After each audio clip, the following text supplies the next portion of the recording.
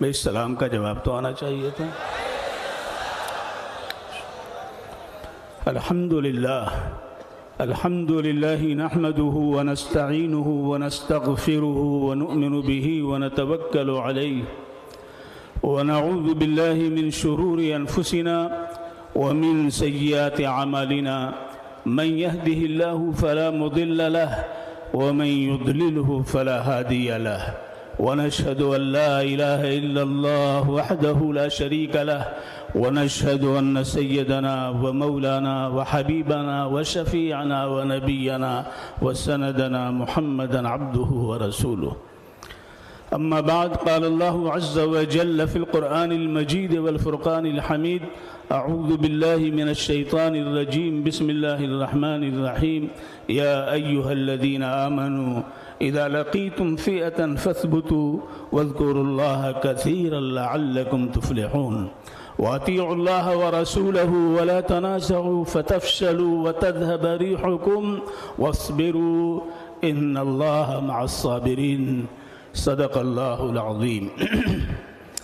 صدر محترم اور معزز علماء کرام اور حاضرین جلسہ، خواتین و حضرات، ابھی بہت مفید، مؤثر و بلیغ باتیں آپ بہت دیر سے سماعت فرما رہے ہیں.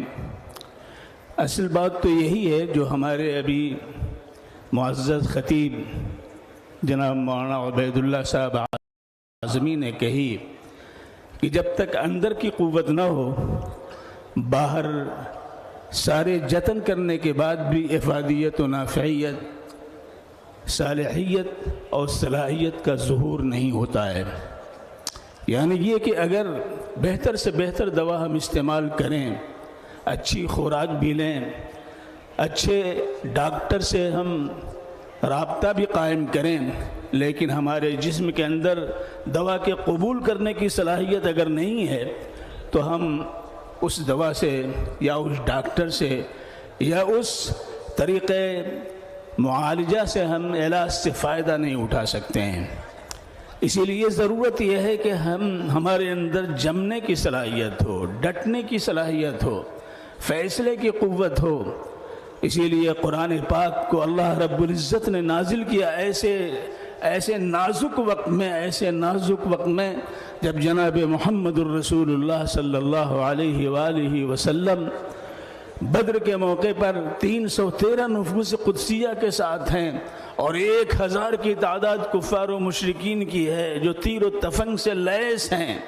اللہ کے رسول صلی اللہ علیہ وسلم جب اپنے احباب کو دیکھ رہے ہیں تو ان کے پاس تلواریں بھی نہیں ہیں، ان کے پاس نیزے بھی نہیں، لڑنے کا جو سامان ضرب و حرب کا ہو سکتا تھا وہ بھی ان کے پاس اتنا نہیں ہے جتنے وہ تعداد ان کی تھی. یہاں تک کہ حضرت عکاشہ رضی اللہ تعالی عنہ نے کہا حضور میں کس طرح لڑوں؟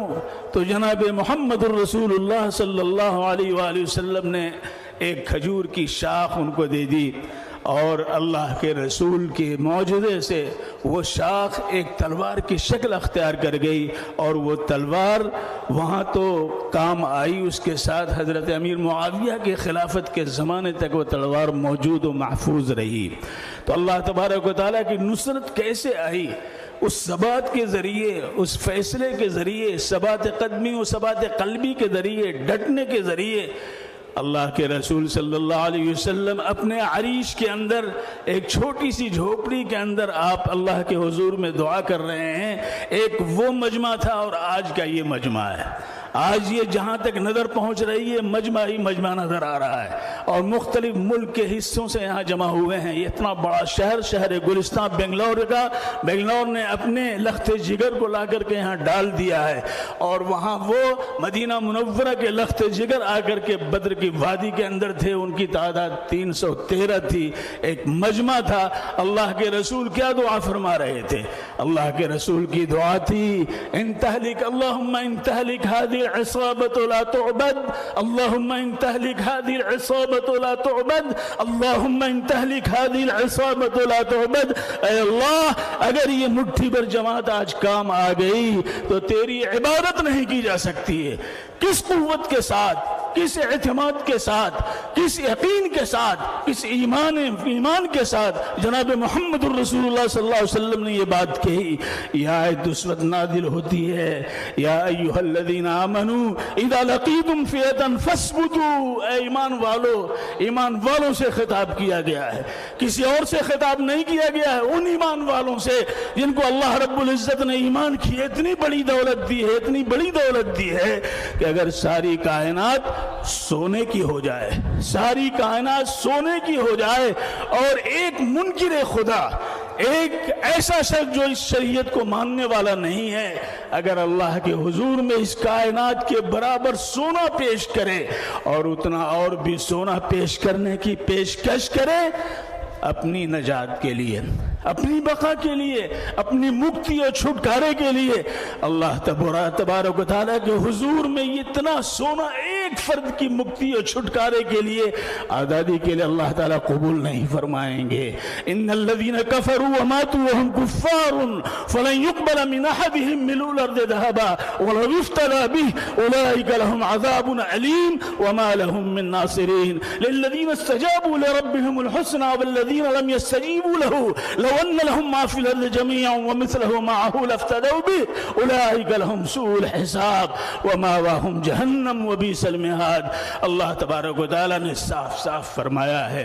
اس لیے اس آیت کو جو اس وقت نازل ہو رہی ہے، یا ایھا الذین آمنوا اذا لقیتم فئۃ فاثبتوا، اے ایمان والو جب تمہاری مدبھیڑ ہو جائے ایسی جماعت سے جو تمہاری زبان کو، تمہاری شناخت کو، تمہاری ثقافت کو، تمہاری روحانیت کو، تمہاری معنویت کو، تمہاری اجتماعیت کو، اگر وہ اس پر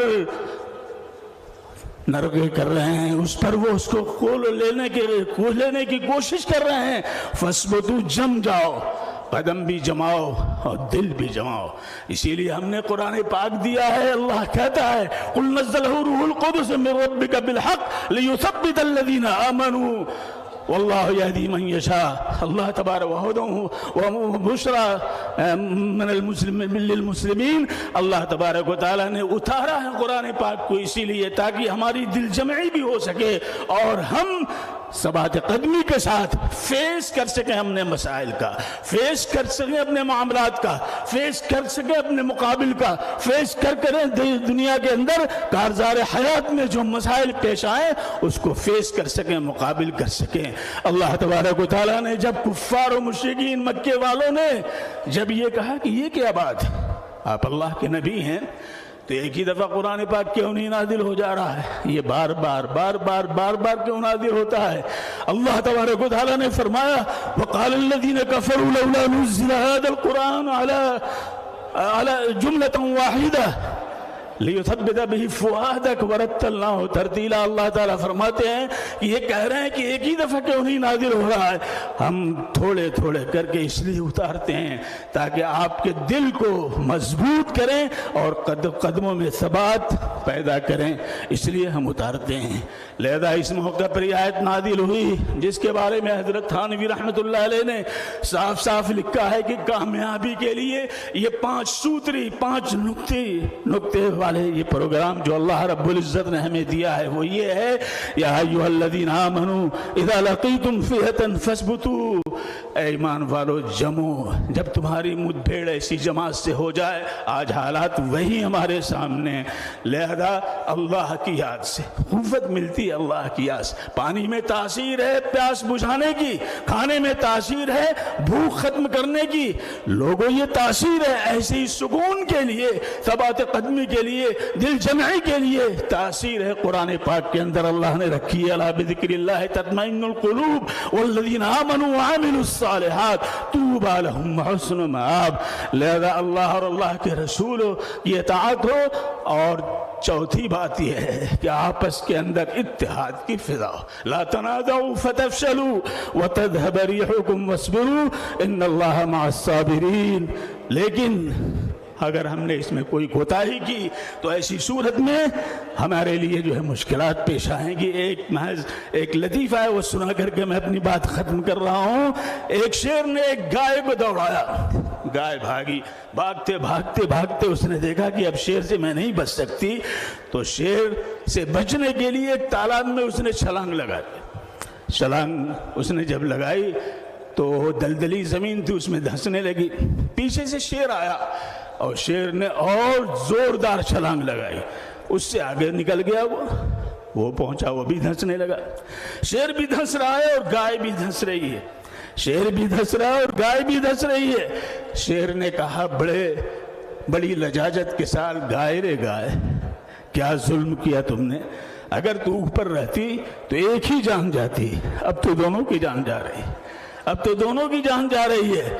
गाय ने बड़े ही इत्मीनान से कहा, शेर तुम तो जंगल का बादशाह हो और मैं गाय हूं, लेकिन याद रखो तुम्हारा कोई मालिक नहीं है और मेरा मालिक, तुम्हारा कोई मालिक नहीं है, मेरा मालिक है। शाम होगी, मेरा मालिक मुझे तलाश करता हुआ आएगा और इस तालाब तक जब आएगा, मुझे इस दलदल में धंसता हुआ देखेगा तो मुझे वो निकालेगा और तुम्हें मारेगा, इसलिए कि तुम्हारा कोई मालिक नहीं है। लोगों, हमारा मालिक है, वो हमें देख रहा है, फैसला वहां से होता है, नफाज यहाँ पे होता है, हम उसके बनेंगे तो इंशाअल्लाह सारे मसाइल हमारे हल होते चले जाएंगे। अल्लाह हमें तौफीक से नवाजे। व आखिर दावाना अल्हम्दुलिल्लाह।